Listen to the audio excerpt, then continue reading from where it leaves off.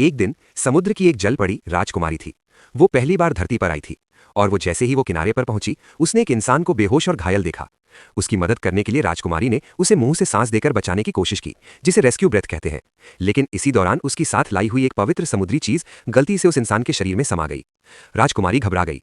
उसने कोशिश की कि वो चीज वापस निकल जाए, पर वही आदमी होश में आ गया। डर के मारे राजकुमारी ने उसे मुक्का मारकर दोबारा बेहोश कर दिया और भागकर वापस समुद्र में चली गई। जब समुद्र की रानी को यह सब पता चला तो वो बहुत नाराज हुई। उसने राजकुमारी को समुद्र से बाहर निकाल दिया, यानी उसे समुद्र से निष्कासित कर दिया। अब वो राजकुमारी मजबूरी में धरती पर रहने लगी, लेकिन उसे कुछ भी नहीं पता था। जैसे ही वो धरती पर आई, गलती से पुरुषों के शौचालय में घुस गई।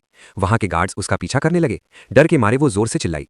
तभी उस इंसान के अंदर जो पवित्र वस्तु गई थी उसकी शक्ति जाग गई और वो आदमी अचानक वहां प्रकट हो गया जहां राजकुमारी थी।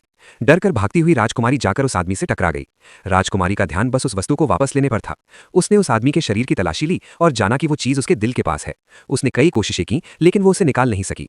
इसका फायदा उठाकर वो आदमी सुरक्षा गार्ड्स को बुला लाया और राजकुमारी को बाहर निकलवा दिया। अब राजकुमारी ना समुद्र की रही ना धरती की। वो बहुत दुखी और अकेली हो गई। उसी हालत में उसकी मुलाकात एक बूढ़े कछुए से हुई, जो असल में एक समझदार और जादुई समुद्री कछुआ था। उसने बताया कि अब वो पवित्र वस्तु उस आदमी के दिल से जुड़ चुकी है और अब वही वस्तु तभी निकलेगी जब वो आदमी सच्चे दिल से राजकुमारी से प्यार करेगा। राजकुमारी को यह बात गलत समझ में आ गई। उसे लगा कि अगर वो बहुत रोएगी तो शायद वो आदमी उसे प्यार करने लगेगा। उसने प्याज और तीखी सरसों खाकर खुद को रुलाने की कोशिश की। अजीब बात यह हुई कि दूर कहीं वो आदमी भी रोने लगा।